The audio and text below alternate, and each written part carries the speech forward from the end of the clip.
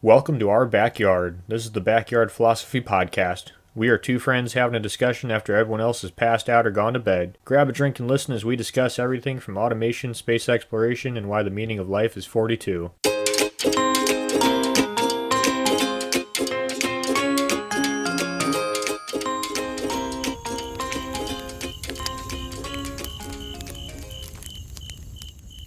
Tobacco, addictive, need to be 18 to purchase. Alcohol, addictive, need to be 21 to purchase. Cocaine, addictive, illegal, except in Oregon you can have small amounts. The social media we're all addicted to and can't keep away from, ages old enough to type, so maybe 5? Probably the most addictive drug, Nick, I would say. And we're going to be talking about social media addiction today, on how it affects pretty much everyone in the entire world. And it's, when researching this, staggering numbers of the addiction and how many hours our people are spending on it, and the influence it has on our own psyche and social life. So first off, Nick, how you doing and what are you drinking? I am doing good, ready to confront my addiction if I have one. I don't know. Every time I use social media, I feel guilty, so that's probably an addiction, right? Yeah, a little self-loathing, I guess. But I'm drinking some Dead Guy ale beer. What are you drinking, Mike? I am drinking some Bourbaloon, which is a Texas bourbon down here in good old Texas. Wait, say that again? Bourbaloon? Balloon, like bourbon and balloon? Yeah. Okay. It's spelled a little different. There's a couple extra U's and E's in there, but you know me, Nick. I can't pronounce words, so it's close enough for me. Yeah, I don't even know why I asked. Boy, it's going to be interesting, Nick, with me and you talking about social media, considering we are not experts in that field, I would say. Now, I'm a successful social media influencer, Mike. I have close to, we're at like 200 followers, so come at me, as the kids say. That's a mic drop right there. So, in case those who do not know, me and Nick, not very social media people. We, yeah, that's about it. We don't really know. Well, I don't know how to really use social media. And before we get too far away, I want to clarify some things. So, we're going to be talking about social media addiction. We're not going to be talking about video games because I think both me and Nick agree that video games are a little bit different than social media addiction that we are seeing. Now, don't get me wrong. There are definitely addictions to video games, and that's probably a whole nother podcast. But we're going to be focusing more what's on your phone and computer rather than your console or your PC, if that makes sense. Yep. We're also not talking about YouTube per se. It's not really a social media. Yes, you can socialize on it, but we're mostly focusing on the Facebooks, the Twitters, the Instagram, the big three. I guess maybe the TikTok. I don't really know what that is, and I know Mike doesn't really know what that is. Besides, it's a Chinese app, and that's about it. I know there's a thing called TikTok dance, and that's about my extent of knowledge of TikTok. But before we step away from YouTube, we understand social media plays a huge part in YouTube, but to us, YouTube was more its own monster, its own beast, rather than the more traditional social media that we all think of in our mind or see on the television, et cetera, et cetera.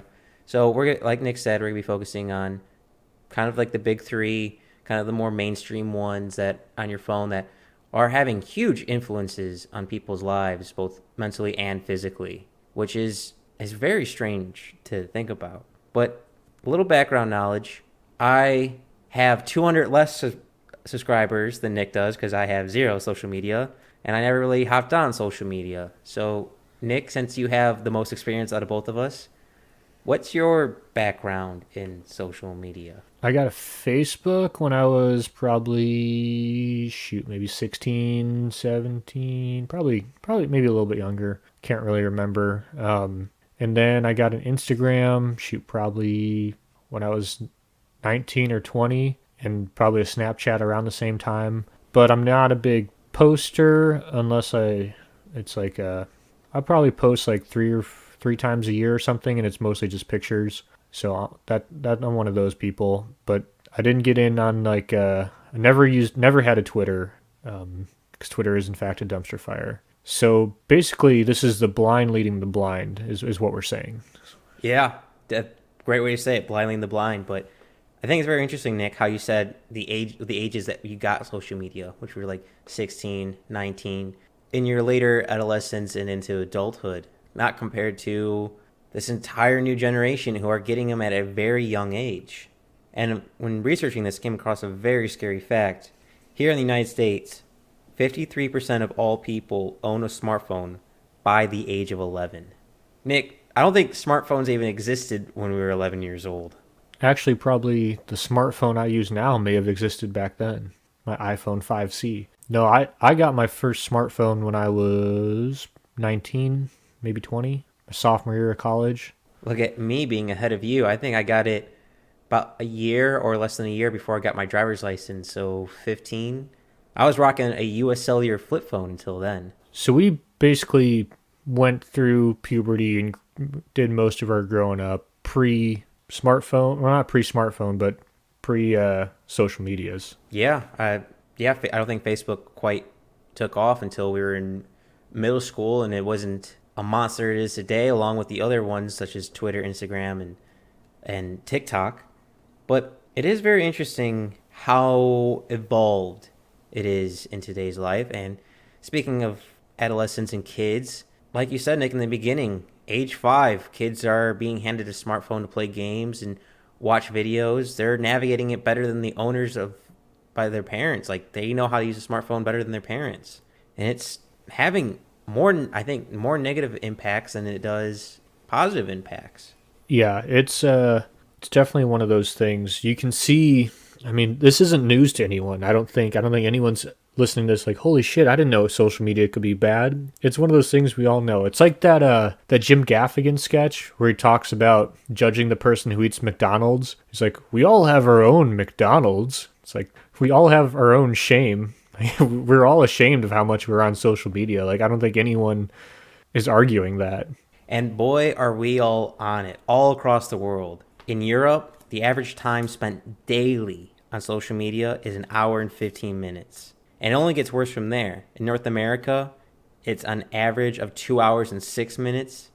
Asia, 2 hours and 16 minutes. Africa, 3 hours and 10 minutes. And South America, 3 hours and 24 minutes. I wonder why South America is the highest out of all of those. That's surprising to me. I also heard due to COVID, it's more like it's a lot higher now. I don't know when you got those numbers, but oh yeah, that's a 2008 study, so that's kind of old data now, especially with COVID.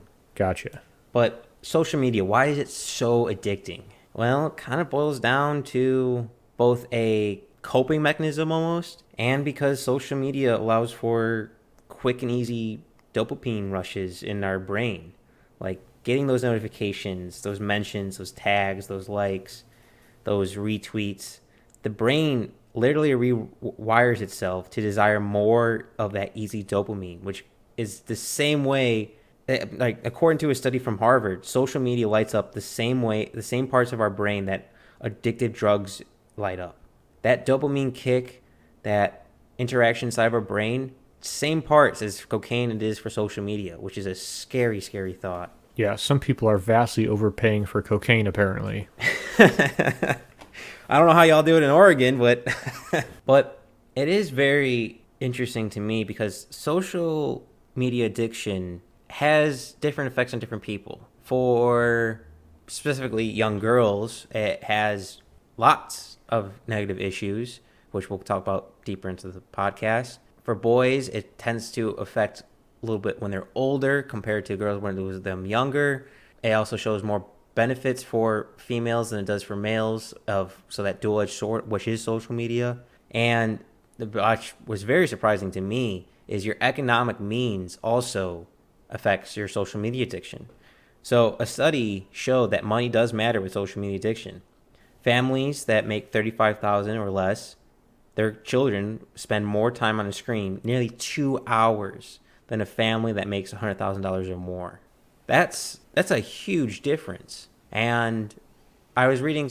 I don't know why I thought that'd be the other way around. So when I was reading into this article, they're hypothesis, which is not tested. It was a it was small number. I think it was only like 1,000 people they tested this on, so small number. So data could be fluctuating, but it was because the people with more money, they were able to put their kids in after school programs like music lessons or riding lessons or gymnastics or a certain sport, or so they had more outside activities that take up their free time or to travel more, so they weren't always on social media compared to those families making $35,000 or less. Gotcha. That makes sense. But since we touched on it a little bit, I think we should just jump in right there with, depression, because we were talking about how it affects, especially young females, because the social media pretty much boils down to social people use it as a coping mechanism to relieve stress, loneliness, depression. They compare themselves, leads to body issues, and a big check mark is unfortunately kids. Kids are getting hooked on social media at a young age, and it's leading to all these negative impacts. So, Nick, why don't you start us off with adolescent social media addiction? Okay, so we're gonna talk about, like Mike said, the women first, and it's like jumping off the Titanic, right? Women and children first. I was thinking the same thing. You beat me to it. God damn it. So girls, everyone knows all your younger cousins are always on social media, and you see them, and they're always posting, and they post a lot, and they got to stay up to date on everything. They got to be basically they want to be little influencers, little Kardashians, and they're just always posting, and they're editing all their photos. And you'll see these photos. I mean, not teenagers, but and teenagers, all the kids, not kids, women, sorry, who put these photos out there and say like hashtag no filter. But most of us who are not complete idiots can clearly see that there's thousands of filter on that photo. But all these girls are putting all these quote unquote perfect pictures up because everything is supposed to be perfect, right? And then they compare themselves to people whose lives are perfect, just their friends, and like other social media quote unquote influencers. I get like the Jenner family, which is this. If I can jump in here, Nick, people of all ages are going through social media and they're seeing people at their best. Like Nick said, with filters, there's a whole industry of filter apps, filter features. It's $1 million. There's millions of dollars every year going into filters alone. But when you're an impressionable teen or kid and you're learning about the world, and a huge tool and gateway and door to the outside world is your phone and social media, seeing how other people live. And if they're only seeing the best of these people with perfect hair, perfect eyes, perfect skin, they start to think the same thing. And it can lead to depression because believing it or subconsciously believing it, that seeing all these people have better lives than them, they start to think that they're the ones only with flaws and no one else is everyone else is flawless. And no one has blemishes, moles, weird hair plucked, or their tan at the beach was a little weird. And having at a young age and not quite understanding how the real world works yet, it's negatively impacting young girls because when they're seeing all these people filtered, all these people at their best, it makes them far, far, far more depressed, and at a point where it's at a high for depression, for suicide, especially for young girls. It's at an all-time high. The last 40 years at an all-time high. And a big part of that is the social media addiction. Seeing your favorite celebrity, seeing your favorite sports player or something like that, seeing how perfect they are, something they've worked years for, or something that some professional photo editor made to put on a cover magazine, and you're comparing yourself to that, it's damaging. And women are much better social creatures than men. Men, we're brutes, Nick. There's no better way to put it. We're kind of cavemen with clubs.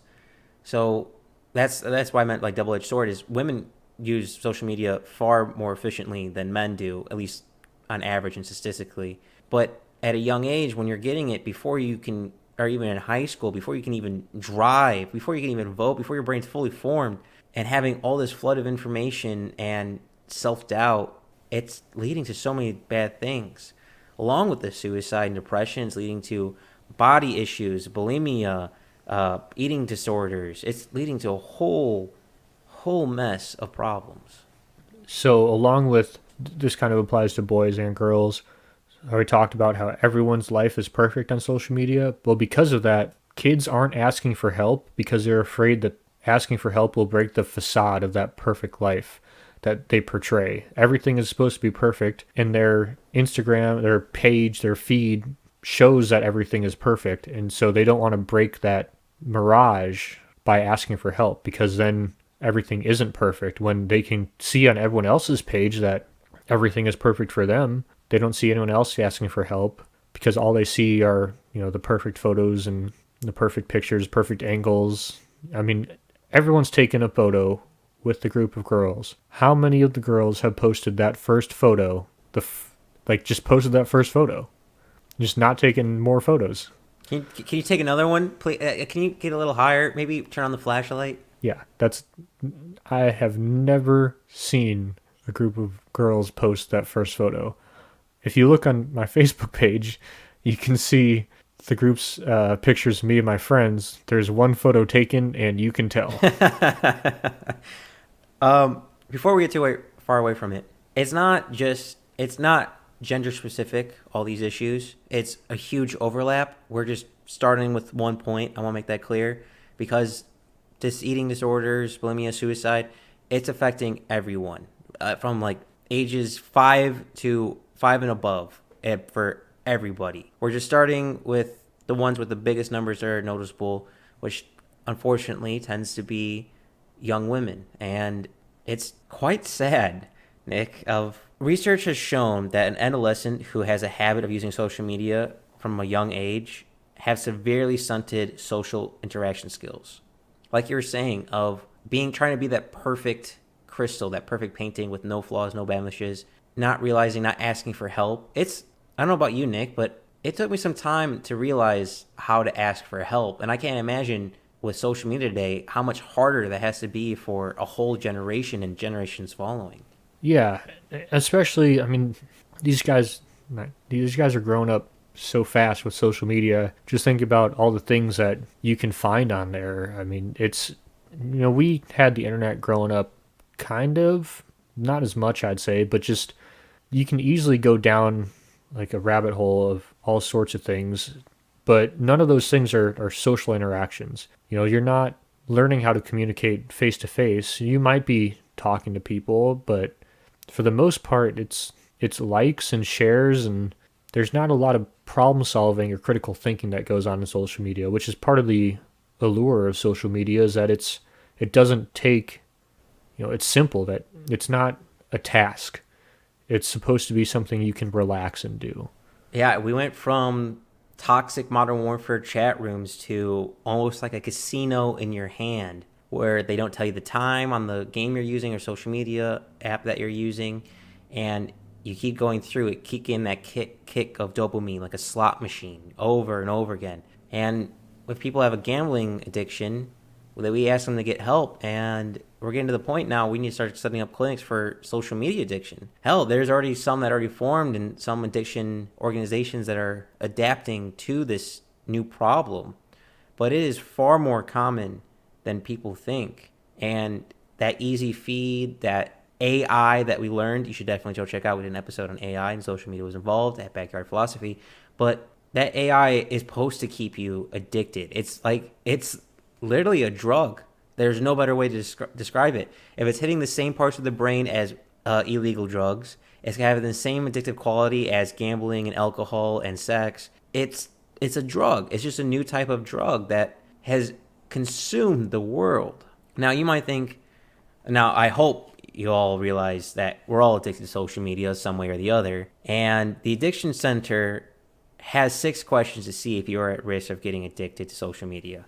Now, number 1 being, do you spend a lot of time thinking about social media or planning to use social media? 2 being, do you feel urges to use social media more and more? 3, do you use social media to forget about personal problems, which is a huge influence, which we'll be talking about later in the podcast?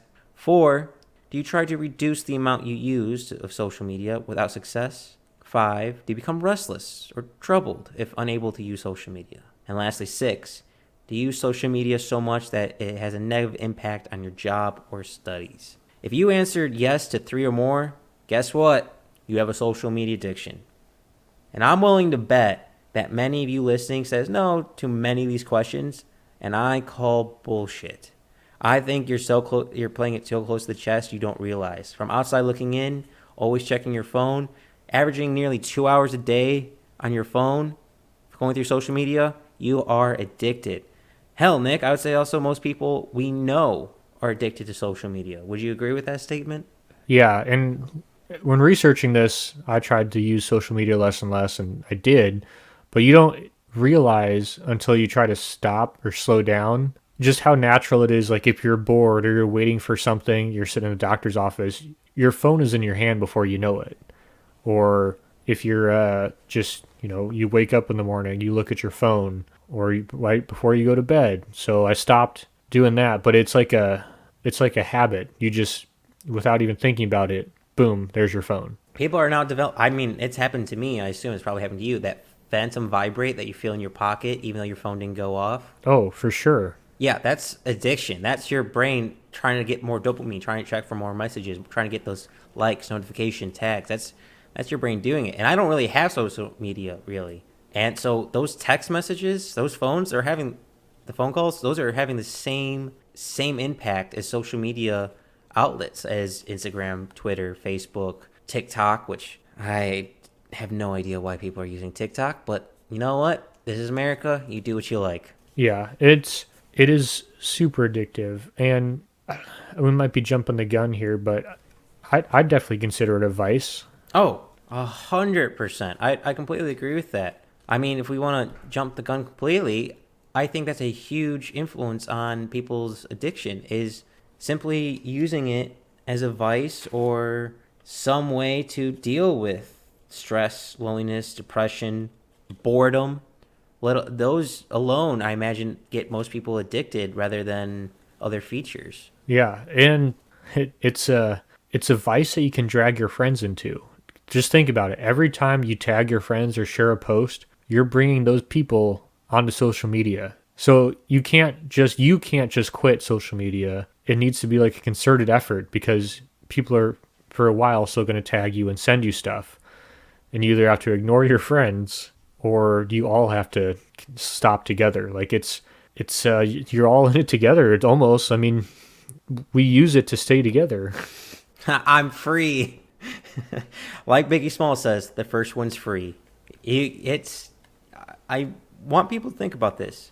When you download a new social media app. Now, granted, take this with a grain of salt because I'm not in that world, but you're not paying for it. The app itself, all Instagram, Facebook, YouTube, Twitter, all that is free to download.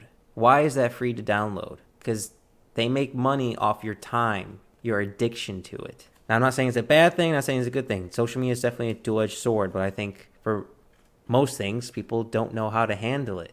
And if it's the first one's free, where, like Nick said, you're inviting your friends to get hooked on this new drug, because it is a drug, and it's free to use, so you have the user, which is only used in media and drug affiliation, which is very telling on media, and you're trying to get that next kick of dopamine, that next fix, that next to scratch that itch you've been having, like a crack addict. There's no better way to say it.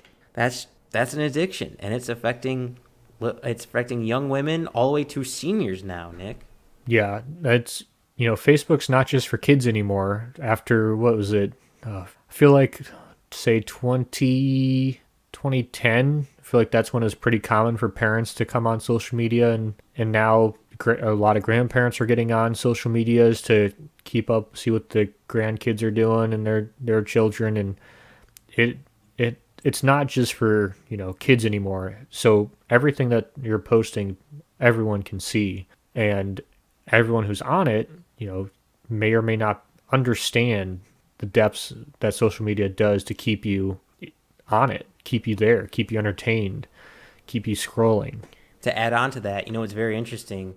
The most heaviest users are people like from ages like 40 to like 65. That's the new target audience for addictions. It's the older crowd, our parents' generations, Gen X, right?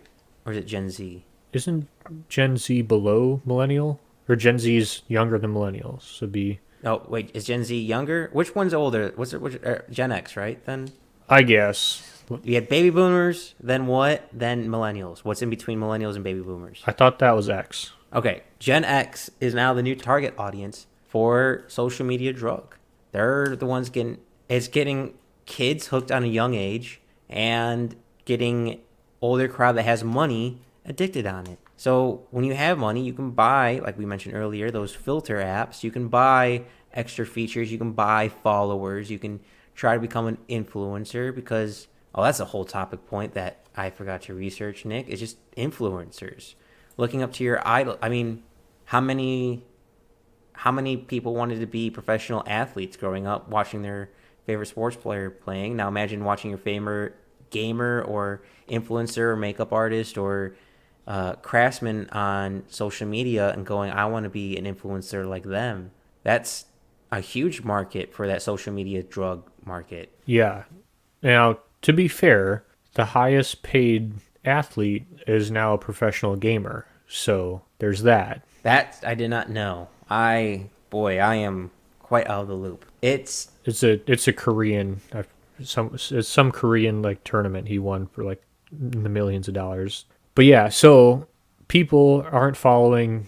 I mean, people are still following the big names. Like you're always gonna have like The Rock, but everyone's splintered off in their groups because everything is so personalized now. You get exactly what you want. So now, quote unquote, micro influencers are pretty big.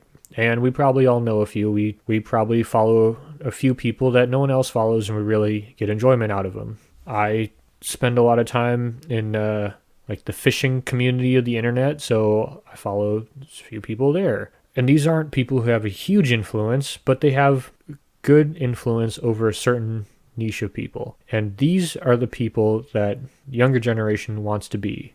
A lot, is it 86% of Gen Z said they wanted to be influencers when they grew up? Basically, they just asked them, do you want to make money for posting on social media? And they said yes, which I don't know if that's a good or a bad job. It seems pretty easy, but I guess you have to be on social media all day. I don't want to belittle those influencers because there are a lot of them that work really hard, and I imagine it's much easier said than done, but it's still so disturbing how it's affecting people. Bringing it back to younger age groups, we touched on young women. I want to touch on young men a little bit on that subject of body influence because it's not just it's affecting young women at an earlier age, but it's also heavily affecting men. Now, there's always been a stereotype where men don't care about their age, belch, and stuff like that, which is, at least from some part, at least on my behalf, I can't speak on everyone's behalf, it's kind of true of men are kind of disgusting, and we know it, and we don't really care. But over time was... I have what we call in the biz a marriage belly. No comment. But anyhow, so a huge part now is cosmetics for men. It's a huge growing industry that's affecting the world, and a lot of money is being made in there. But it's affecting sexes at different ages. So it starts early for young women, unfortunately. And when this is, again, just some numbers, it does not fit all, but it does affect men at a little bit later age, mainly 16 to 20, I believe, was it, or 16 to 22, where they start caring more, which can lead to loneliness. And it's almost like a vicious cycle of realizing they don't have that six-pack abs, they don't look like Chris Hemsworth as people follow all day long, and they keep seeing all these social media gods and goddesses and realizing it's not them, even though subconsciously or consciously they know that's not the real them. And it leads to loneliness, so that loneliness, whether they have to deal with it somehow, and rather doing it in a healthy way, they turn to their addiction of social media, which then repeats that entire cycle. Loneliness feeds into the social media addiction because it makes you feel part of a community, like those micro influencers Nick was talking about, where you feel like you're part of a community and part of a niche, which you are, but it's a dual-edged sword. If you're not careful, you get addicted. Alcohol, if you can handle it responsibly, drink with some friends, have some pizza, go to a bonfire, you're not addicted to it. But if you're drinking every single night to deal with some personal issues, to deal with loneliness, that's an addiction. It's the same thing with social media. And unfortunately, more and more people are getting addicted to social media. Yeah, and so with most other addictions, the addiction is there kind of in place of some other problem. But it seems like social media addiction is just an addiction that happens to everyone, whether it be, I don't know if we all have an underlying problem that social media is just happens to be there and is covering up, but it seems like it's just something we all have. But I don't know if you came across this much, Mike, but I was going to talk about cyberbullying. I didn't research that much on cyberbullying, but I'm very interested to talk about it. So why don't you take a lead?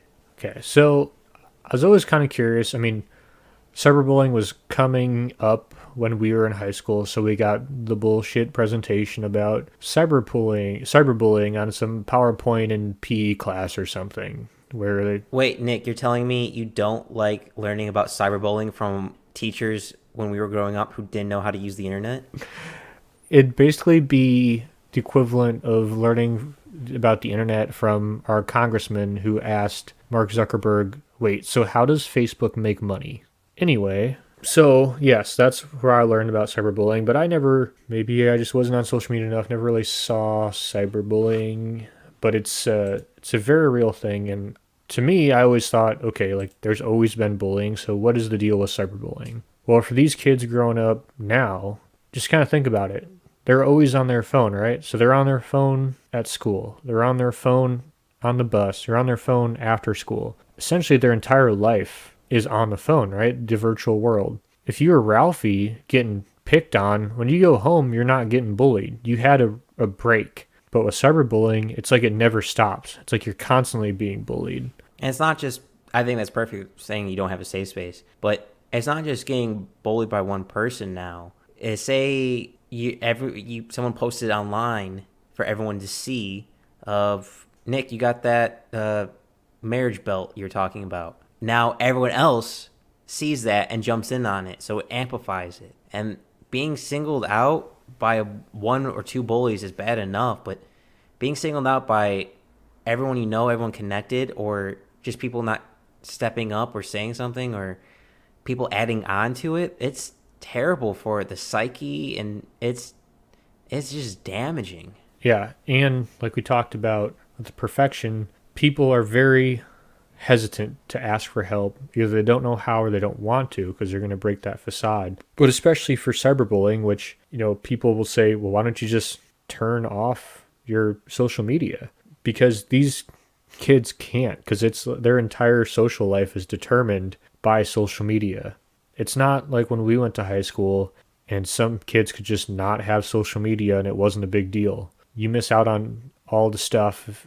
You have to have social media to be a part of it. Just like if you're a business in today's day and age, you have to have social media. Yeah, I want to talk about FOMO in a bit, but I think also a huge point of it is so much technology is integrated into day-to-day life, especially for kids now. When we were going to school, Nick, I imagine, like, for you, I don't know what it was for you, but most of my homework was paper, like pen and paper. Like maybe occasionally for English class or something like that, I would have to type out a paper on Word, but I wasn't, talking with groups on social media of how we're going to do this presentation, wasn't doing math homework online, and all of a sudden see a notification on my computer, someone just retweeted something I said. I don't know how social media works. So it's so ingrained in their culture, they can't avoid it. It's kind of like the cards stacked against them. It's a bit unfair, to be honest with you. Exactly. You're damned if you do, damned if you don't. If you do use social media, you're addicted. You feel the negative effects of seeing all these people whose lives are perfect. And if you don't do it, well, you're that weird kid. Me. Trust me. I've been called weird and freak many times in my life simply because I don't use social media. So it's something interesting. But luckily, Nick, I think we lucked out of when we went to school such, because I do not admire anyone going to school with social media how it is nowadays. No, for sure. I think we lucked out. I mean, I think our parents really lucked out. Back in the day, when you get away with all the fun shit. I don't know. Those cocaine laws in Oregon. That's true. At least, you know what? I may not be able to... There's ridiculous rules in Oregon. We're not going to go over that. But at least I can do cocaine. Or possess it. and use it responsibly. Not that you would, because you're a good Christian boy. Bobby Boucher, you are a good Christian boy. But anyhow, I want to stick on teens a little bit because this is a serious subject. A big part of the social media addiction that we aren't really seeing in the public light is the loss of sleep in teens. Teens are losing sleep, both sexes, male and female, because you lose track. It's like a casino. You lose track of time. There's no daytime. There's no clocks. You're glued to your screen, and that leads to a whole problem. So next thing you know, it's 8 p.m. I should put my phone down, go to bed. Next thing you know, it's 2 in the morning, and you got to wake up in a few hours to go to school. And it's happening over and over again. And science has proven over and over again, especially for adolescents when their brain's still developing. A lack of sleep will lead to lots of problems, but more importantly, if you're a learning teen, you will have a harder time getting a better education because your brain's not fully functioning. You have a harder time retaining memory. There's a whole list of bad things that go along with poor sleep. And social media, that addiction is helping lead teens to lose more sleep. I saw that. I didn't really look into it, but yeah, that's a great point, especially when when you're a teenager, sleep is so important as you're developing. If you a lack of sleep at that time frame is just not good. Like, I know this isn't exactly on point on topic, but a lot of schools are looking at pushing like the start time back just because of how bad it is for teens being woken up early and not getting a full night's sleep on their development. I have not heard about that, but I'm kind of for it. We kind of need to reamp our school system, but that's a whole other topic. Sticking with teens and sleep, I don't have the exact numbers in front of me. Our sources are always in our description on YouTube, but the number of teens of when they're going to bed, the average time going to bed, is being pushed later and later and later throughout the night because of social media. Because they're laying in their bed, they're talking with their friends, they're scrolling through mindlessly like a zombie, like getting that fix. I keep making jokes about it being like heroin and crack, but it is that, trying to get that fix, trying to scratch that itch. And next thing you know, time is completely gone. There's a whole studies just done on loss of time. Time dialysis, I believe it's what it's called. It's when we've all felt it one way or another. When you're doing something and you realize the time just passed, it way too quickly. But with social media, because we're getting those quick little easy dopamine, it's much easier to happen and trick your brain to have time pass. So you're like, okay, I'm just gonna go on Instagram and look at cars for an hour. Next thing you know, it's 3 hours. And you're like, what happened? Your brain gets tricked and tries to get that more easy dopamine. And the social media has been modified to make that drug far more addicted. And now you're losing time, you're losing sleep, you're getting body issues, eating dysmorphia, depression, you're more loneliness that feeds into itself. It just keeps stacking onto it. In 2020, the World Health Organization estimated for an average person who will live to about the age of 72, that's like the average kind of age that comes up, they will spend 6 years and 8 months on social media in their lifetime. And that's if the usage doesn't keep increasing like it has year after year after year. So in 2012 in America, I think it was less than an hour. And now we're above 2 hours. If we're on a current trend of every decade increasing an hour, that's 6 years and 8 months. We might surpass, if we keep going on this trend, within 50 years, having more time spent on social media than sleep. That's dumbfounding to me. And it's just so easy to do social media. Like Nick said earlier, when you're at the doctor's office, you're waiting in line at the grocery store, just to grab your phone and do it real quick.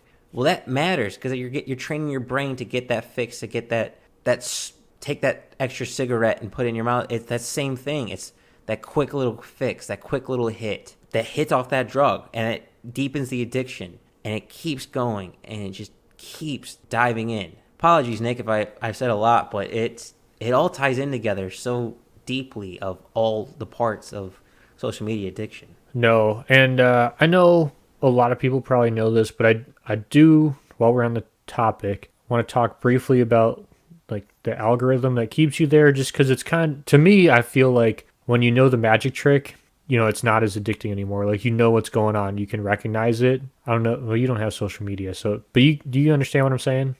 Well, I understand how the algorithms work, but I've also watched interviews of people who've created those algorithms and still fall for it.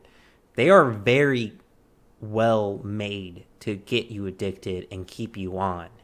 It's quite hard to break. And I guess it's not really the social media I would classify as, but email. I'm kind of addicted to email. I have to go through emails constantly, and I have to constantly check my phone. So it's nice. Like I'm lucky where I developed the habit very early to break addiction from ever forming was no technology in the bedroom, and when I'm working, a phone has to be away, more than an arm's length away, and I think that's very important for people to realize that you are glued to it. Your phone's always in your pocket, always in your purse, always on your desk, always on your bed, always right next to you. That it's a never-ending supply of drug that all you have to do is plug into the wall to get more energy into it, and you can spend days and hours, and if you keep going, years of your life on it. You feel naked without it.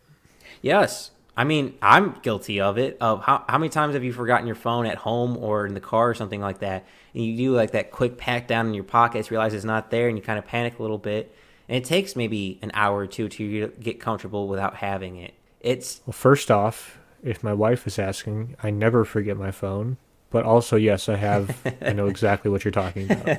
Don't worry, Nick. Your secret's safe with me and the one or two listeners we have. All right, so keep your mouth shut, guys. She's on to me. But I want to bring it back a little bit to something you said, Nick, about their entire lives being dedicated to it or around it. That fear of missing out, FOMO, fear of missing out. I mean, I'm guilty of FOMO. I get jealous. I'm human of when I don't get invited to a party or I don't get to do something, or someone in your friend group goes to a nice restaurant and they don't invite you. And with social media, that's amplified. Yeah, I mean, to me, my biggest, like, I didn't quite understand how ingrained social media was to the generation below me, which makes me feel old as shit saying the generation below me.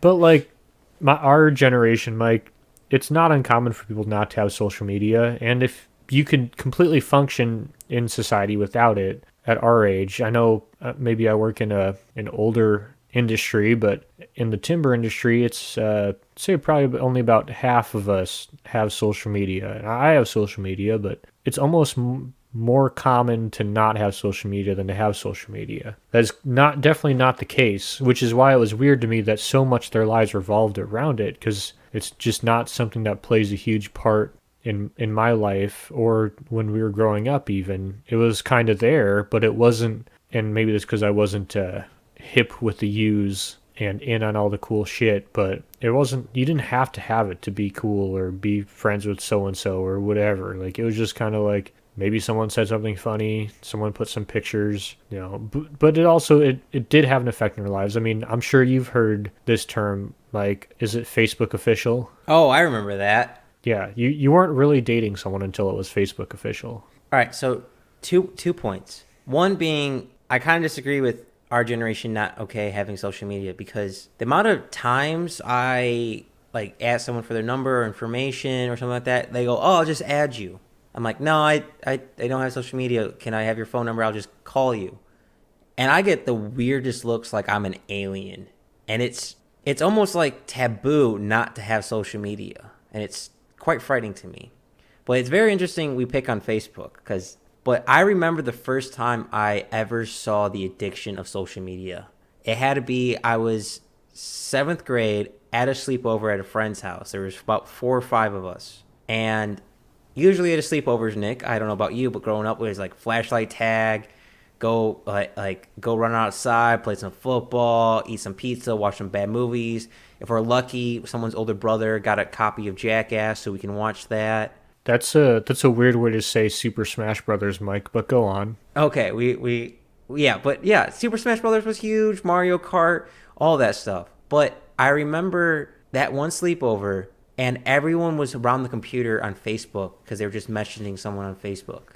And I remember sitting on the edge of the bed in the back, away from the computer screen.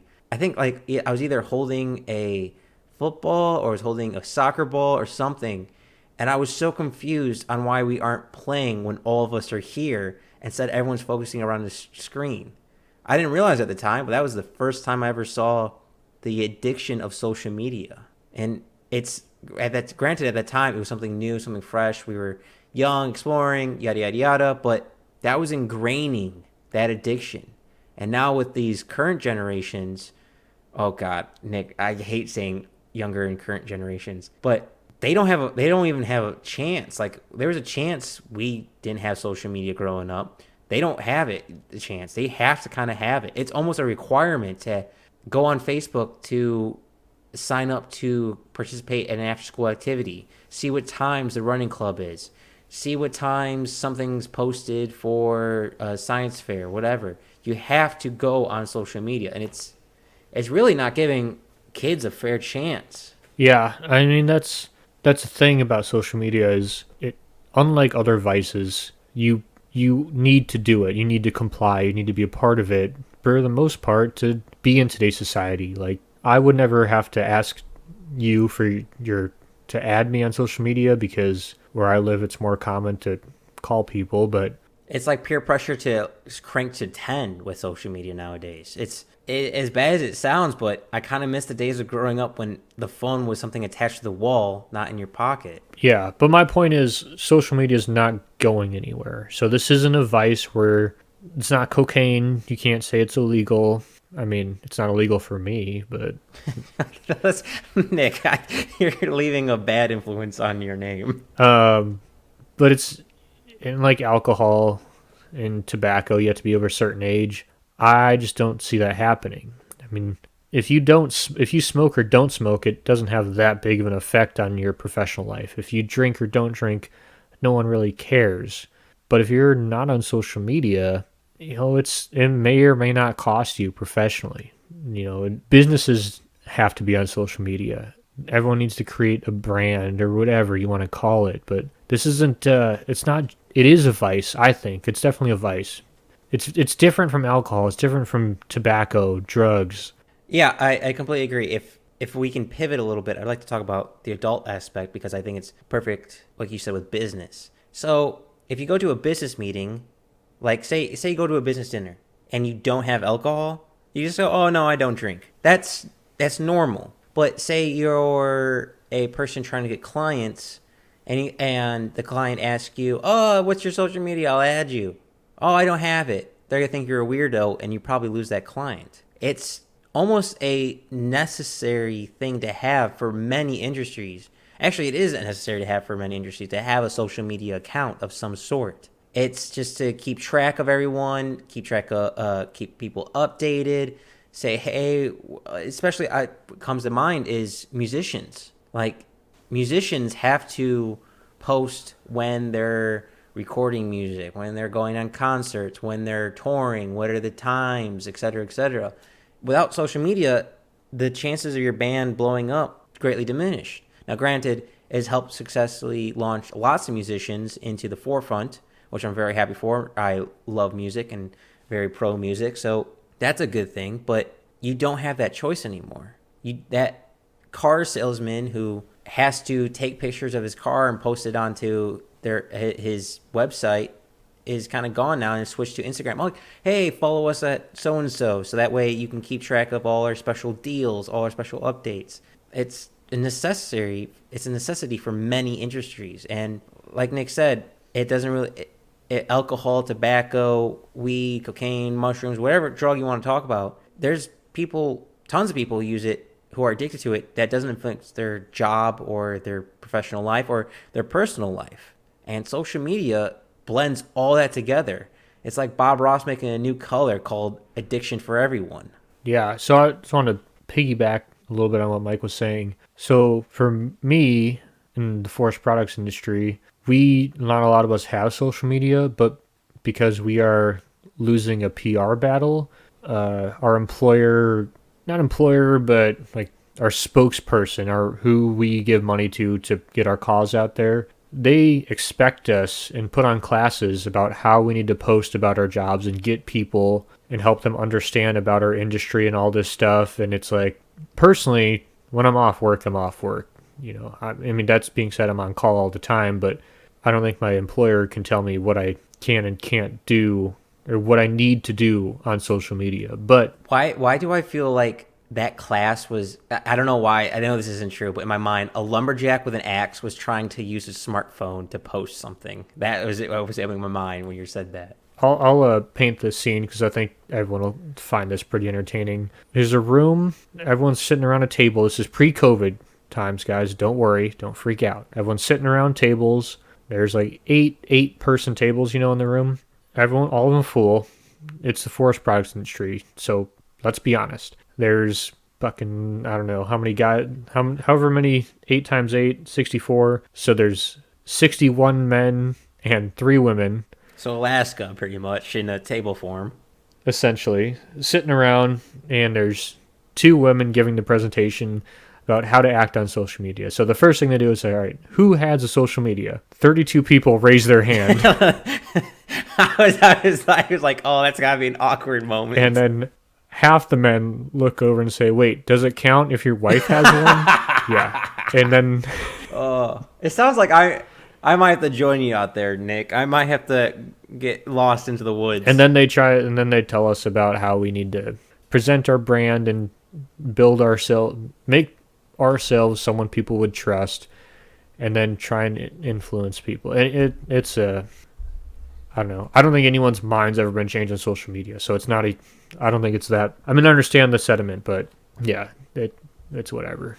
Well, I find that hilarious, Nick. I would love to see a video of that, but I kind of disagree with it hasn't changed people's opinions. Social media. I think that's like we mentioned earlier with adolescent teens and young men and women as kids. They are heavily influenced on social media. It unfortunately, when your brain isn't that developed, or let's be honest, there are adults who are just sheep and they just kind of follow the masses. Social media, I mean, that's easy pickings. If I'm a drug dealer, I'm not going to choose, a family man, blue collar to sell heroin to.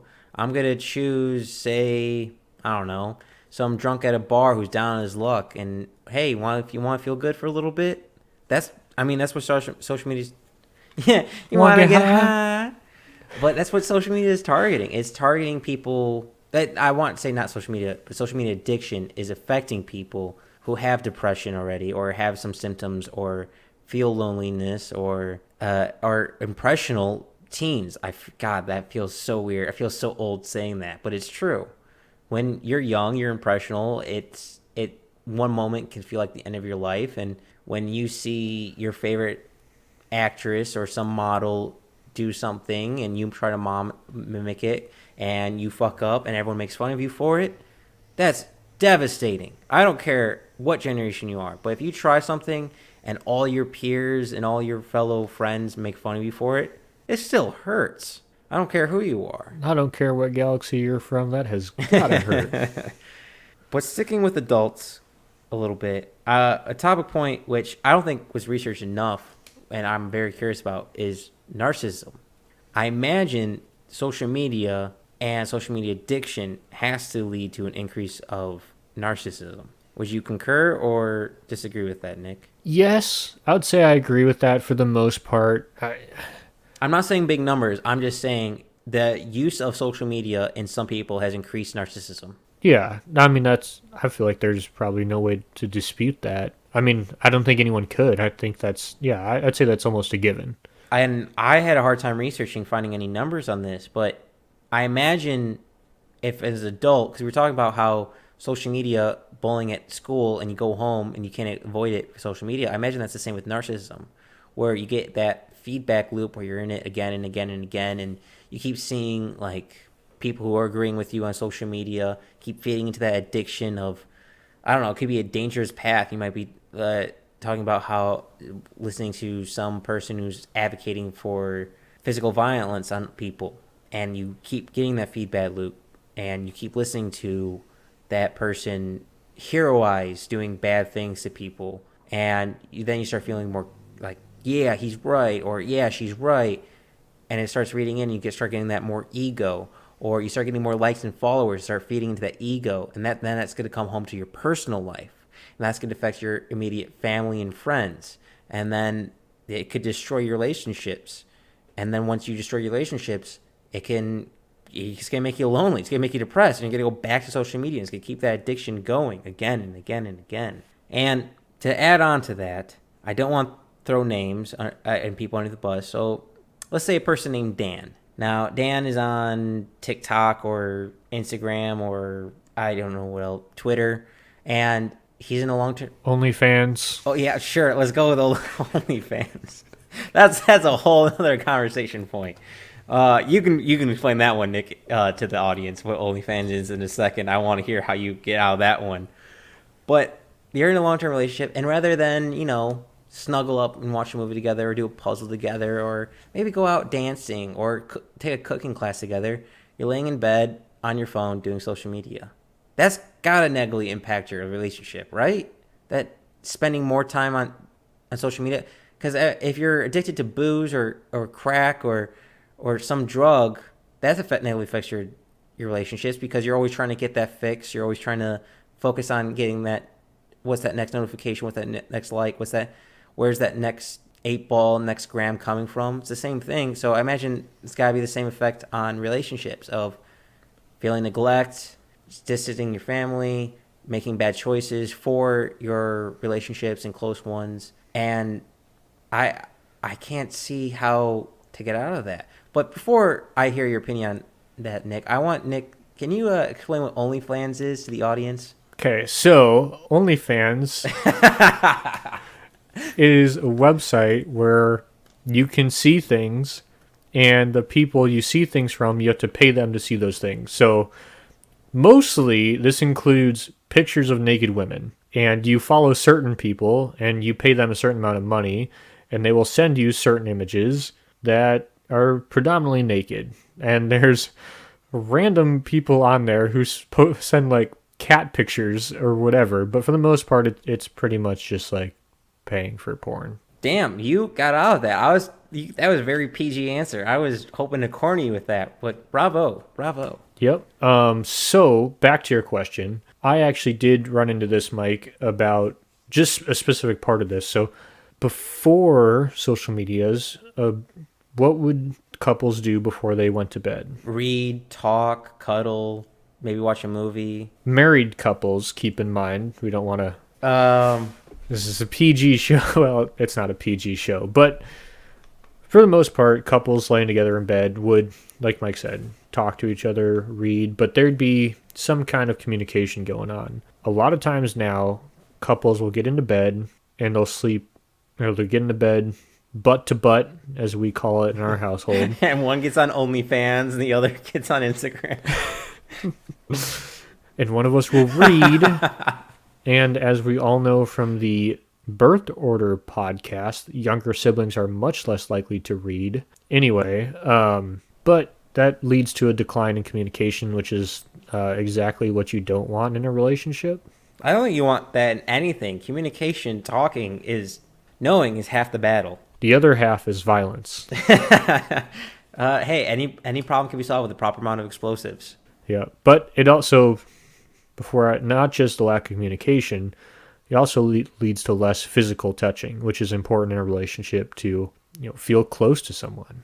When you just get into bed and turn away, you're not building up that trust in each other, which is something that now that I know that that's like a thing, I was like, oh shit, better not do that. Yeah, I was surprised on that feedback loop of social media addiction, of isolating yourself. You're wanting to feel more connected with other people, groups, microcultures, et cetera, but in indulging into that addictive behavior of social media, it actually furthers you down the rabbit hole and actually away from physical touch and physical interactions. And like I mentioned earlier, with people who spend more time on social media at a young age, have a harder time with social interactions, that's also amplifying the effects that social media is having on loneliness. Because think about it, if you're feeling lonely and you get on social media, you're separating yourself farther and farther from your friend group, your family, etc., etc. And now, because you're doing this at a young age, your skills are worse. So that few times that you are broken away from your social media addiction, you lack the social interactions, the cues, the reading the room to have a good relationship in the real world. So because you have a worse time in the real world, you go back to social media and it keeps going farther and farther down the rabbit hole. It's amazing. It's like social media is like a sinking ship where if you use it in you use it in moderations, it's fine. But for most, I would say majority of the people who use social media, they are addicted to it. From all the evidence, there's no evidence about ends or about it. But it's like a sinking ship where, not sorry, yeah, it's like a sinking ship. The harder you struggle, the deeper you fall in, like quicksand, like a sinking ship, creating that vacuum, that water to suck you down. It's a terrible situation, and I don't see how to break away from it. Yeah, I don't know if you ran across this, Mike. I did find this interesting, and I'm not saying that this makes up for the bad parts of social media, but Gen Z, and I looked it up, Gen X is the generation above us. That it's about ages 40 to 55 right now. That's Gen X. But Gen Z, below us millennials, they, because of social media, are, I forget exactly what percentage, but are way better at picking up body language than us or generations above us because of social media, because of shit like That seems TikTok. weird to me. And, well, all they do all day is watch people in little short videos, and body language is one of the key parts in that. So supposedly it helps them understand body language better. I would be very curious. I'll have to read that information where you found that, because I disagree with that statement. It makes sense, but yet for some reason, my instinct is saying no. I have no evidence to support it, but I'll have to read that source, Nick. I am very intrigued. Yep. Anyway, but yeah, so I think we can, not that we've disagreed so far, but I think we can agree that social media is sort of a vice, sort of bad, but it's not one that we can just stop. I mean, it is. We could just stop. Like, no one's gun to your head forcing you to be on social media. But you're the weirdo who doesn't have social media. It makes it socially harder. It makes it that vice that hinders people, which is the social media addiction, is also an open doorway for many features. And if you don't have it, it closes that door for you. That's just speaking from the person on the other side of the fence who doesn't have it. I can atone and test for that. But Nick, I think we've talked about a lot of depressing issues on social media. Let's talk about possible solutions, unless you have some more to add on to it. Nope. Let's. I mean, there's stuff we could probably talk about, but let's talk about it then. Mainly, I guess my biggest thing that I read about it is just how much money you're making on OnlyFans, Nick. If I was making a lot of money on OnlyFans, you wouldn't see me doing this podcast. It's not negative, but I guess it's more moving in the positives, that there are things that, I don't know if it's, I guess, similar to alcohol and drugs. Like, there are positives to it. Like, alcohol can bring people closer together. And ambitions. You don't have art without drugs. Can I get that on a t-shirt? You can't have art without drugs. That's a great little funny slogan there, Nick. I'll say that. But there's pros and cons to it. Like, just think about, I mean, Mike, you went to college. Think about how many charities. Yeah, think about how many charities.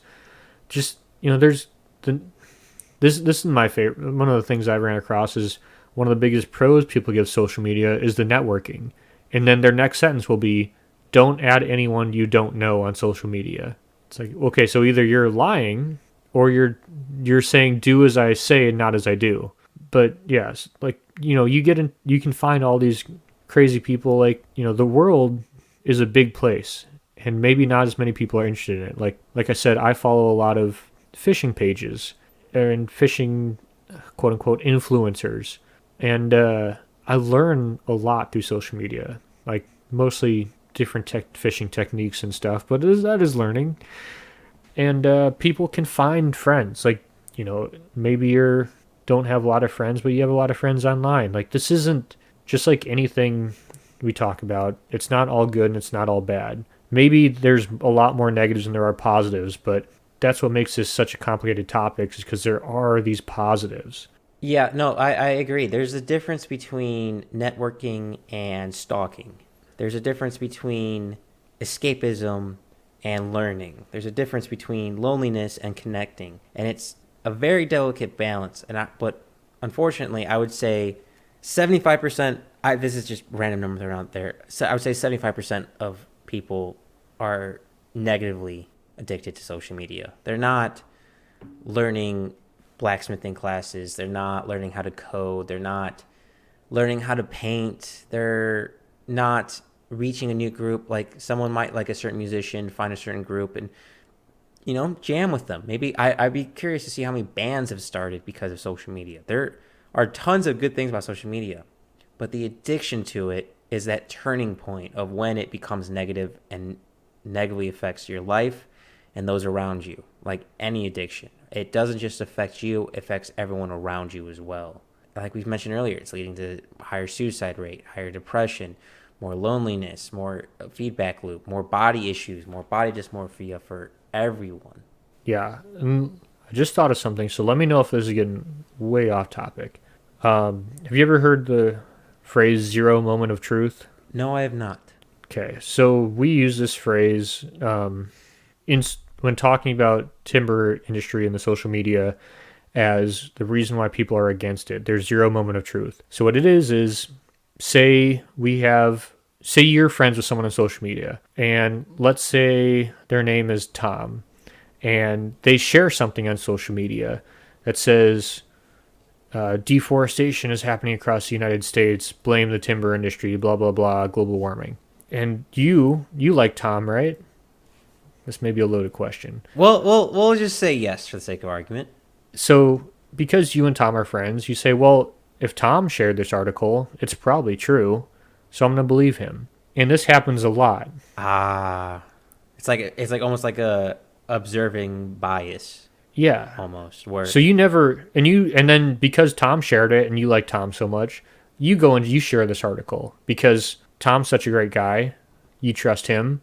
So you share this article. So now you share this article, which you may or may not have read. So now someone who likes you sees that and like, well, Mike's a great guy. Our values align. I wouldn't go that far. Mike is a guy. Our values align, and then you share it. And I didn't really research it. I just kind of thought about it now, but how much has social media dumbed down our thinking to think like people we like because we trust them for certain other reasons? That is very curious. It almost like that's a psyche connection that I believe goes beyond the boundaries of social media of monkey see, monkey do. You want to mimic successfulness. And if you see an influencer who has, say, the fancy new car, it might be real or might not be real. In case you didn't know, Nick, when researching this, I didn't know this was a thing. You can rent a fake jet room, so it looks like you're flying on a jet for influencers. If millions of people see that person on a jet, you want to do that. So that person, I don't know, promotes some shoe or says, hey, check out this article. I can't believe this is happening. Because you like them and you want to be with them, you want to have their success, you want to look like them, you repost that. And like you said, it just keeps continuing. And you lose your own identity trying to become someone else. You can't be... There's only one Nick. You can't have another Nick. There's only one Mike. You can't have the other Mike. It's much like Highlander. There can only be one. But it's true. You can only be the best you. And I think it's very beneficial to try to get attributes from people you look up to. Big one for me is David Goggins. His don't quit, let's go, who's going to carry the boats. That's huge for me. I don't want to be him, but I'd like to have that attribute from him. And I think social media can help accomplish that. But when you go too far down the rabbit hole and it becomes an addiction, you're, like I said, mentioned, it's going from networking to stalking. And that's something, Nick, I'd be very curious to talk about is stalking in a bit after you finish your point here. Exactly, Mike. And I feel like all this is leading to people trying to be something they're not. And it's essentially robbing them of that individuality, of that there can be only one. Everyone's trying to be that popular person. And it seems like it can happen to anyone. I mean, you'll see celebrities share stuff and then walk back and say, "Oh, well, so and so shared it. I just, thought that they were whatever." And it's like, it everyone gets wrapped up in this from time to time. It's something that happens. It's because we trust these people when really, I mean, in any other scenario, you wouldn't trust this person. Like, I would never trust this random person I don't know and then portray their ideas as my own unless it was on social media. I would never go up to someone at a bar and say, "Hey, I think Mike shared this article. You should read it." What the Well, I mean, if I share an article, you might want to read it. No, I agree with you. It seems like the hardest thing a person can do during this time is be an individual.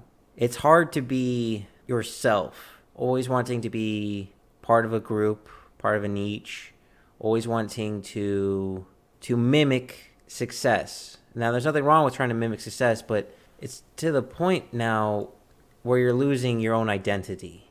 You're losing the social media addiction is making you completely a consumer, completely a blank mold that is made by people on the internet, which is a scary premise, and I'm surprised that's not like a sci-fi horror movie already. The social media addiction roots run deep, and it's scary when it's one or two individuals. It's one thing, but now it's affecting the entire world, and we're losing people that with that individualism. A bouquet of flowers is only pretty because there's different flowers. If every flower looks the same, it's not as beautiful. It's something completely different. It's when everything's white, that one gray spot will stand out. And if we start removing all that, it removes from our culture, our art, the inventions, the things made. This addiction is hindering our society as in total. Is it that, or is it the squeaky wheel gets the grease? If you don't stand out, or if you do stand out, you get noticed and you get in trouble. So you have to hide in what everyone else is doing. Oh no, it's a dual-edged sword. Definitely, the one who sticks their head out gets their head hit. I can contone for that. I probably got Looney Tune lumps on the side of my head, but you have to break the mold to move the world forward. It's hard, but if you can break that addiction of trying to fit like everyone else that you see on social media, and you try to be unique, it's that greasy wheel might get the grease, but it might continue. It might be that stubborn little bastard who keeps going, and it's like the train. I think I can. I think I think I can. I think I can. And eventually you will.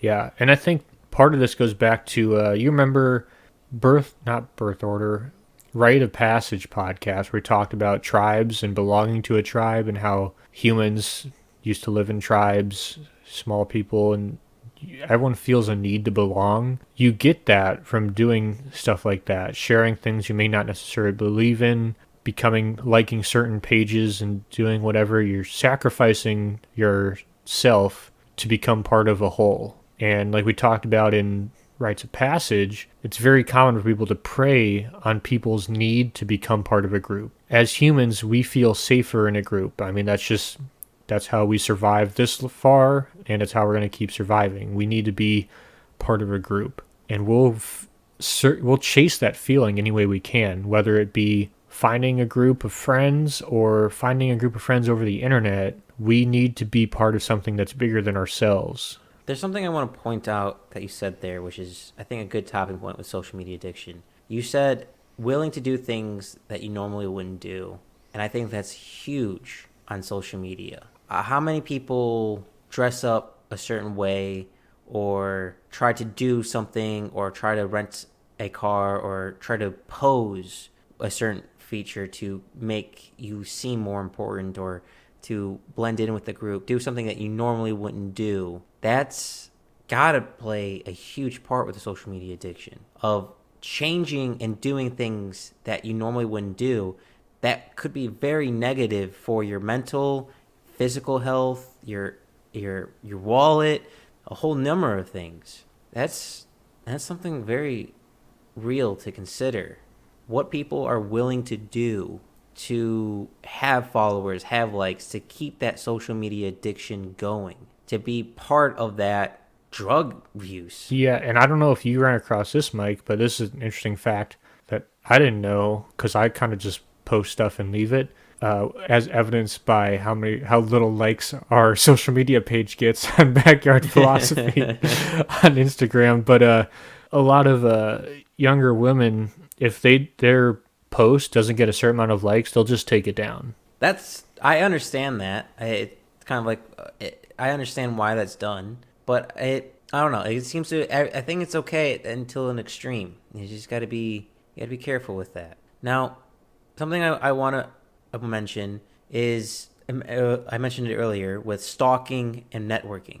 Now, way earlier in the podcast, I was mentioning about businessmen, where not businessmen, people in some industries need social networking and social media to do their job effectively. It's the 21st century. It's the world we live in. Now, that's a two-edged sword. It could be good to create new businesses, good to get new clients, good to spread your brand. But there are points where people use it to, like Nick said earlier, prey on people, to have that social media be used for a negative feature like stalking. And I would imagine, and I have no evidence to back this up because I didn't think about that until talking about it with you, Nick. I imagine stalking has increased. How many people, I mean, comedians joke about it, social television shows talk about it, of stalking your ex, figuring out who she's dating or who he's dating or what they're up to, or are they happy, are they sad, do they miss me, yada, yada, yada. So I imagine stalking's gone up, and there is no way in shape or form that stalking is actually healthy for a human person. Would you concur with that, Nick? I think that's a pretty safe bet. Okay, just making sure I'm not too crazy. So as you feel lonely because we'll just say a breakup. Say me and Nick are dating, and we break up, and Nick's now sad and depressed because he lost the catch of his life, like me, and he wants to know what I'm up to. Well, rather than going out, meeting new people, trying to improve himself, get in shape, go to a bar, meet another person, or have friends or have alone time, themselves time, he goes on social media and sees what I'm doing. And that's going to create a negative feedback loop of, I'm going to try to one-up them, see what I see if I can make them jealous, and keep stalking them, spending more time on that.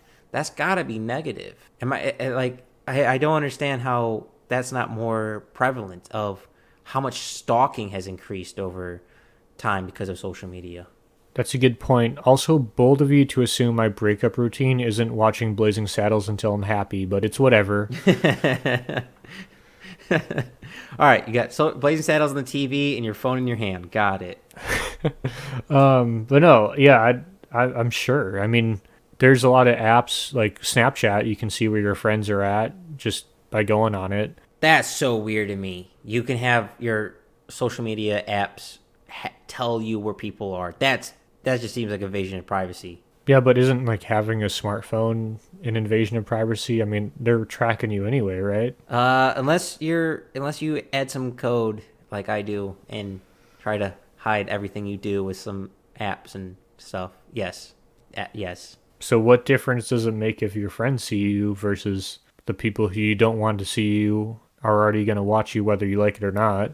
I guess it's the amount of power you have. You're relinquishing your control to who sees you. Now, granted, if it's a big company that you bought your phone from, you have no control of that. It's a bit out of your hands. But if you have control of it and you're willing to give up that information, I feel like that's worse. It's like not having control, like determinism is less scary than having the free will and choice than to make if your friends want to stalk you.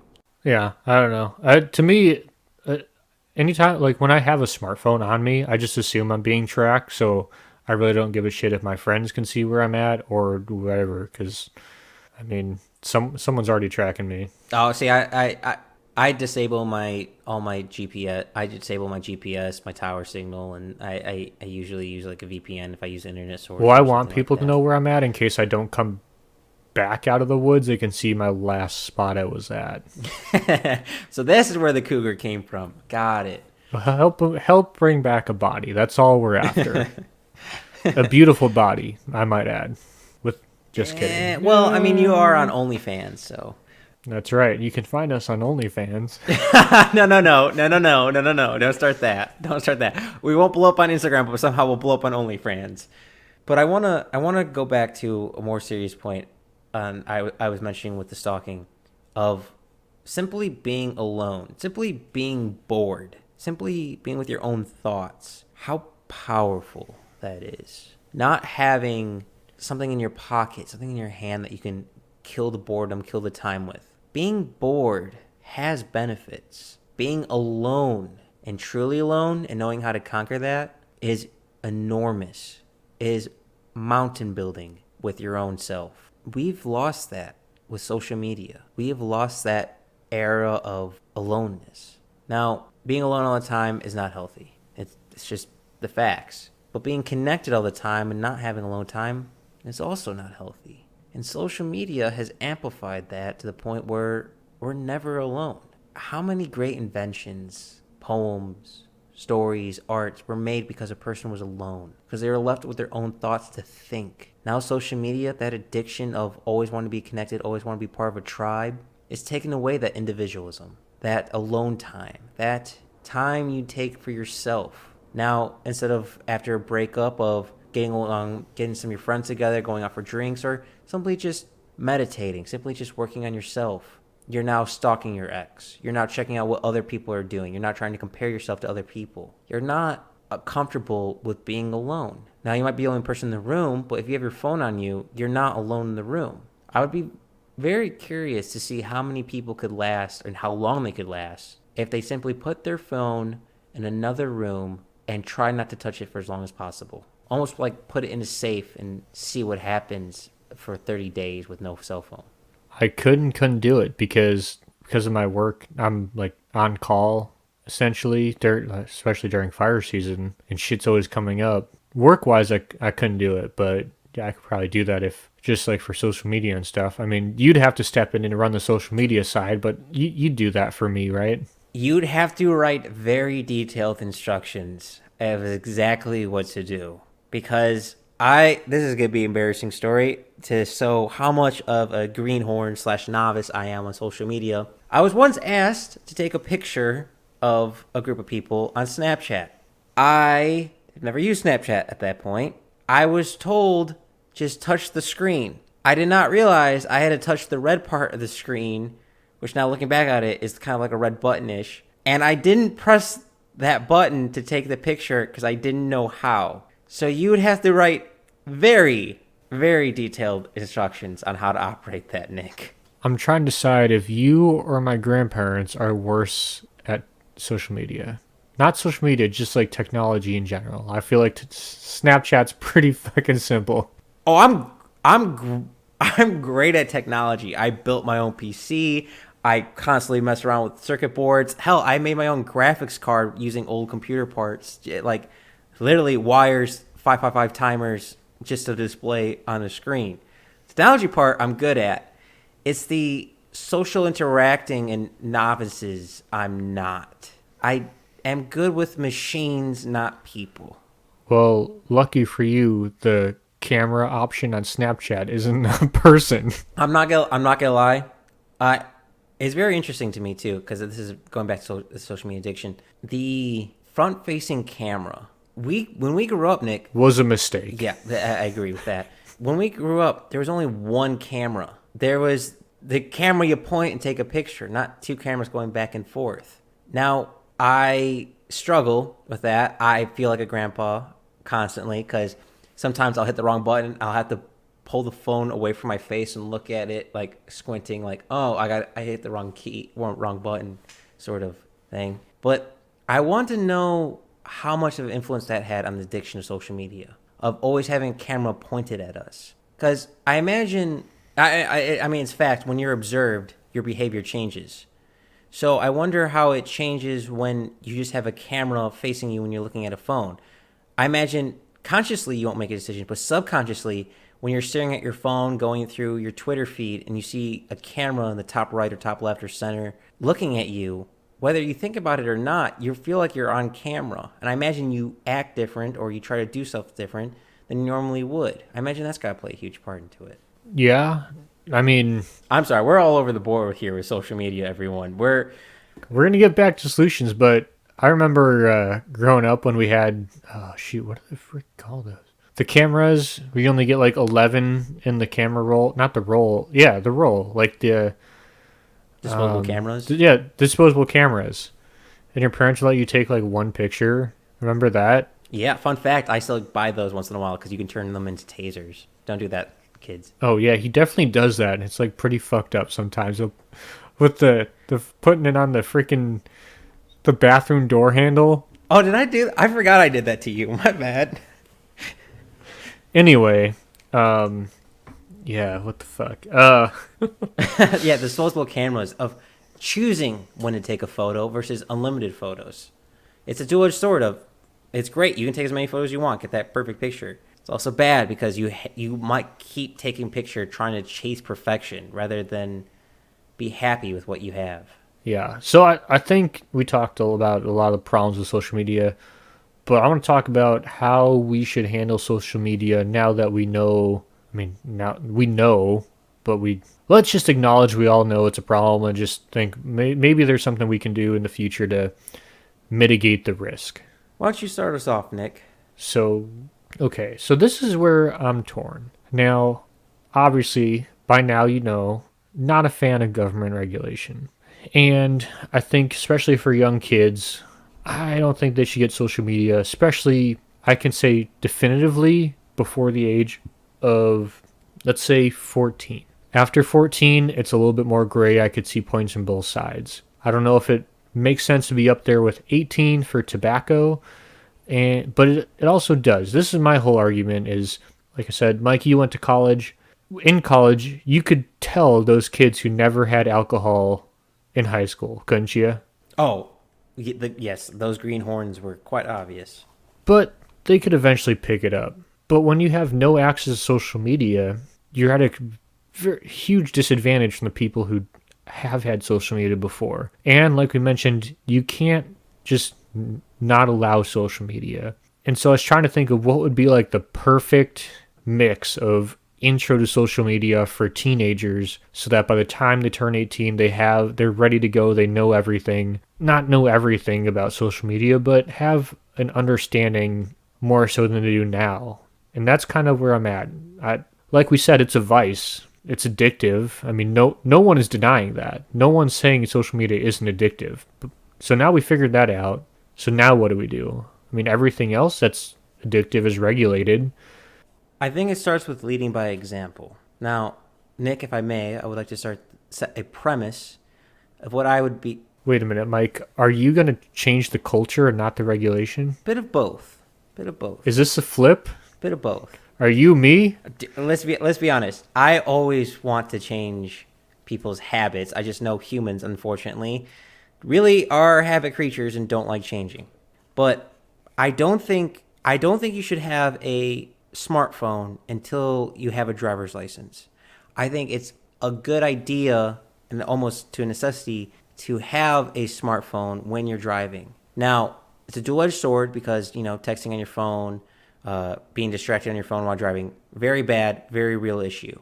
But if you're a 16-year-old and you're a parent where your 16-year-old who now has a car and now has the ability to drive to literally anywhere in their country, you're worried about them. You want to make sure they're safe. You want to make sure you can call them, make sure they can get their way back home. I can see that tool being added into it. And let's be honest, at 16, yes, you're still a kid, but you're old enough. You're mature enough. There are, hell, in our ancestors' history, kids were going to war at 16.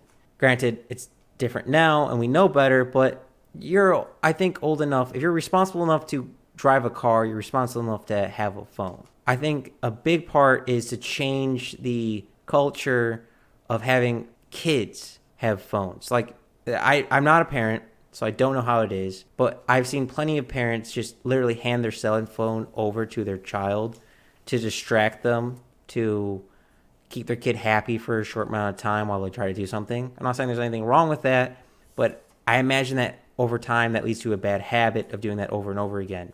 So I don't think kids should have access to that because kids are still trying to figure out the world. They're still trying to figure out what's going on, who's who. And by 16, you have an idea of the world. Not the real world, but of the world. So now that we have no kids having social media, now we're looking at teenagers having social media.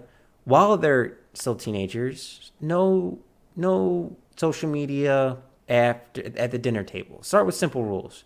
If you're at the table eating food, no social media. Well, I mean, I'm guilty of it, of being on my phone while eating. That's a bad habit. I gotta quit it. Or something simple like no social media in the bedroom. You gotta leave your phone plugged in outside your bedroom before you go to bed. Something simple like that, something easy. So that way it might avoid the process of staying up all night on your cell phone because you're in bed, laying down, you're comfortable. But if you're in the living room, it might be easier to recognize that, oh, it's dark outside because I can look outside the windows. That I plug in my phone and I go to bed. That might fix the sleeping issue. Now, when we get a little bit older with the social media, I would love to see phone companies, not social media companies, the phone companies have timers on their phone. So if you're, say, 16 or 17 still, a parent could set a timer of, hey, only 4 hours on email today because of school or something like that, or 1 hour on Instagram or something like that. And then when you get older, instead of having a time limit because you're an adult, you can make your own decisions. Maybe the phone companies that make those smartphones have notifications. Like we've all had Netflix or YouTube going, "Are you still watching this? Are you still awake?" Maybe have that with social media. Be like, "Hey, you've been like, say you're on TikTok for 2 hours, and then all of a sudden, well, not 2 hours is a long time. Let's say 30 minutes, and all of a sudden a notification comes up on your phone, like like health, like." The health bar says, hey, you didn't take enough steps today. You should move around a little bit. Maybe the same thing with social media of, hey, you've been on this app for 30 minutes. You sure you don't want to take a break? Because it's the social media companies will always try to get your influence. They're always going to try to keep you more addicted. But the smartphone companies, you already bought that smartphone. You already own that smartphone. They're not trying to win you over anymore. So they could have a huge influence. And if, say, a college student gets a new phone, I imagine maybe their parents help out and their parents see, hey, maybe this company uses timers or notifications of, hey, you've been on media for a long time. Do you want to take a break? That might encourage the families to buy that phone more, which might break that bad habit of having having an idea of what's going on. You're not getting sucked into that wormhole like a casino of just pulling that slot arm, going again and again and again, getting that dopamine fix in your brain. Now, when it gets to older parts, maybe make it more influential to have certain business apps. So the one that comes to mind is LinkedIn. LinkedIn's not the most tech savvy social media process, but maybe move away from social and popular apps for in the business world to their own section. So adults, instead of being addicted to social media of like Facebook, like what are the grandkids doing for adults, you just have a photo collage, just solely photos. And that's a huge influence, a huge business influence, I think, to be made of social media companies that are just dedicated to one thing. Because let's be honest, Facebook is not just one thing. It's Facebook groups, Facebook Marketplace, Facebook Live, sending photos, sending pictures. There's all these different things. If we make the social media apps more one-dimensional and really good at it, being perfectionists, instead of being a jack of all trades, being a specialist, I feel like that would be beneficial on all parties. Now, I've been rambling on a little bit, and I imagine Nick wants to get his piece in, so... Yeah. Okay, so first, I think, like we talked about, or like you mentioned, I think the core of it is getting back to what social media was invented for. Like, the people who made social media wanted to bring people together. It's like social media. Like that's what it fucking means, right? And sharing pictures of your family, that's like a neutral ground. Like no one is upset when someone shares. I mean, that's not true. People are upset if you share pictures of your family sometimes. But for the most part, that's why people are on social media. They want to see you. I mean, I might be looking at this a little more like family, friend centric. I want to see what's actually going on in people's lives. I want to see my friends' kids. I want to see how my cousins are doing. I don't really give a shit if so-and-so voted for whoever, like on Facebook. Like that's not what I use Facebook for. I use Facebook to keep up with everyone and see how they're doing and to look at pictures of fish, which is mostly what a lot of my social media is. And I don't think the people who made the social medias would disagree that using the social media to look at pictures of families would be, I feel like everyone could be behind that. I do like the idea said of the smartphone or smartphone companies controlling how much time you spend. I know most social medias have a timer. You can say only allow me 40 minutes a day, and then it'll, after those 40 minutes or whatever time you set, it'll pop up a message saying you've reached your whatever. Would you like to continue or no? And then most people say no because they don't want to be guilted into continuing, or just like knowing they went over their time limit. Social media is a business. They're going to try to get your attention for as long as possible and keep you on as long as possible. So if that responsibility of how long you're spending on it is not dedicated by the social media app, but the smartphone, the device that is using the social media app, I think that takes a huge toll off the social media companies. It influences positively those smartphones, and it really helps the consumers. And it's something very simple, like you just said. Like you don't want to be disappointed in yourself. Of, hey, you've been on this for an hour. Are you okay? Do you want to continue? That's gotta turn off a lot of people off mindlessly scrolling like a zombie through social media and being addicted to it. That might prevent addiction from forming.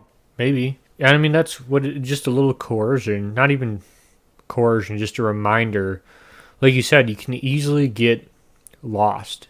And that's the design. Like, I really do like the casino analogy. I myself have gotten lost in the casino. I came out with more than I came in, obviously, but it's happened.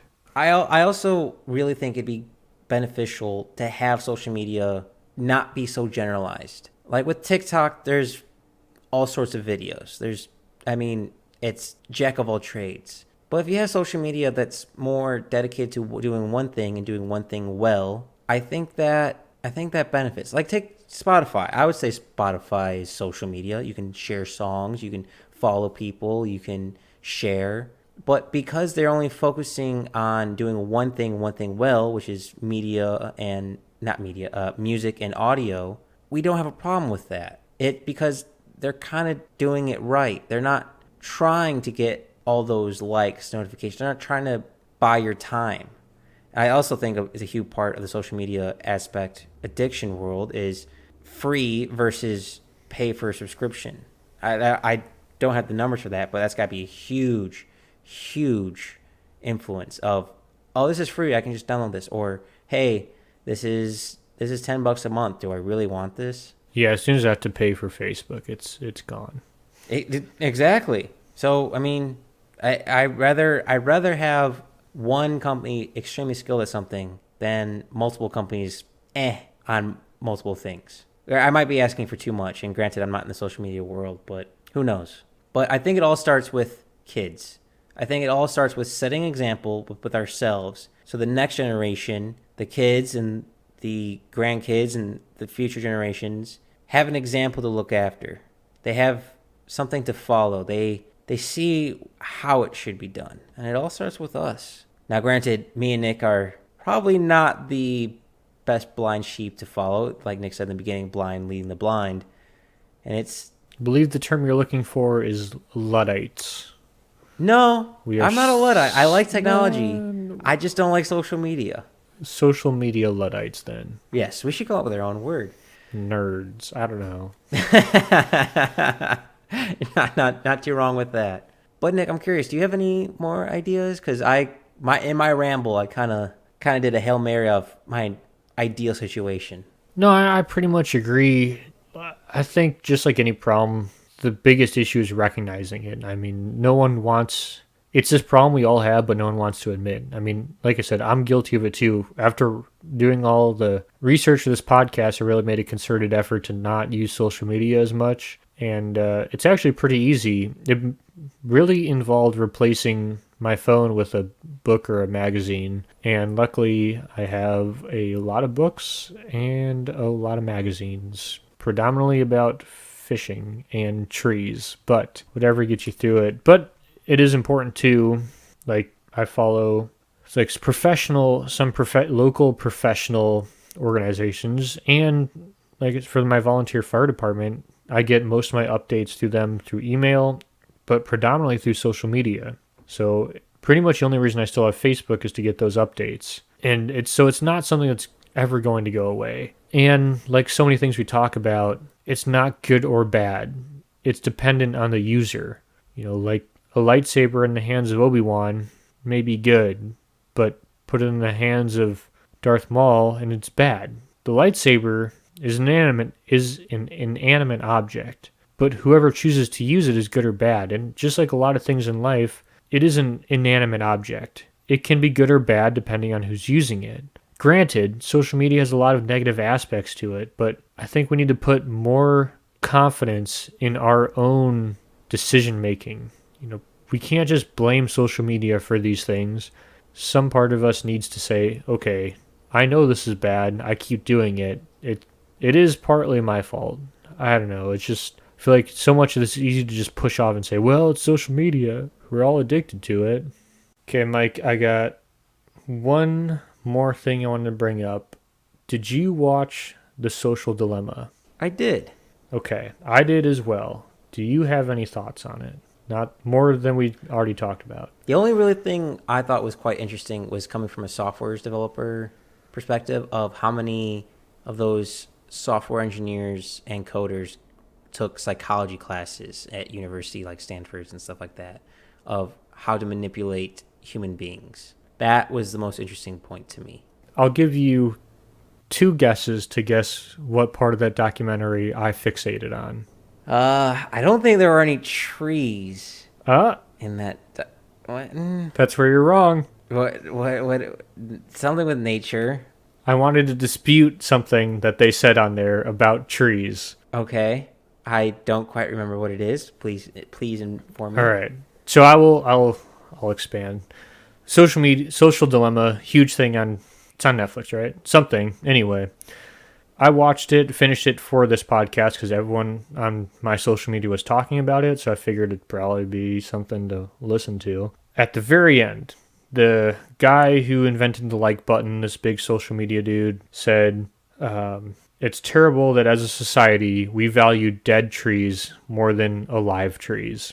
And first off, I don't like being lectured to by someone who invented social media. Second off, I just changed the quote to say, we value Cheerios more than we value an open field of cereals or wheat. What the fuck does that even mean? Like, we all buy fucking... Okay, so the quote, I don't really understand. This basically just goes to say, he was trying to say that our society is fucked by saying that we value a dead tree more than a live tree, meaning that we pay to cut down trees. I drew something very different from that quote than you did. Okay, what'd you draw from that quote? That we're a consumer-based marketplace, that we don't like things how they are, we don't like individualism, we like conformity. So we turn that individual tree, that one that roots run deep, into boards that we can all have and copycat each other. So we want to turn something beautiful into a consumer product, even though it's fine by itself. Okay, I understand what you're saying, but then you went and talked about deforestation, which I thought was weird. Maybe I just didn't understand the quote, but to me it seemed like a very out of place. But maybe because art's in the eye of the beholder, so it that's true. It could be very different things. It could be both meanings. Who knows? The world is a interesting place. We're both individuals, and luckily we're not trying to conform because we don't have social media to be other people. We're both our unique snowflakes. That's true. I do want on record though, I don't like if he was trying to lecture me, I don't appreciate being lectured to by someone who invented social media. Anyway, Mike, what are you reading? I am still reading Abundance by Peter Diamond, and even though it's nearly a decade old, it's still quite relevant for a technology book, and I deeply appreciate it. I'm still learning, even though the information is closer to a decade of age. What about you, Nick? What are you reading? Well, that just reminds me, I'm glad I'm no longer reading a textbook about artificial intelligence. I am currently reading The Northwest Passage by Kenneth Roberts. Very good. And it's a book about an aspiring artist. He spent time in Roberts Rangers. Now he's going to London. And it's basically the only time I've ever read a book about an artist and said, "Oh, I can get along with that guy." You need to expand your art world, my friend. Actual painting artist. You need to expand your art world, my friend. There's like one or two guys, and I have their work, but it involves. You would like Josephine Baker, I that's don't know for who's sure. that. I'm a big fan of Matt Rendar Battle Tribe. It mixes Star Wars and military together.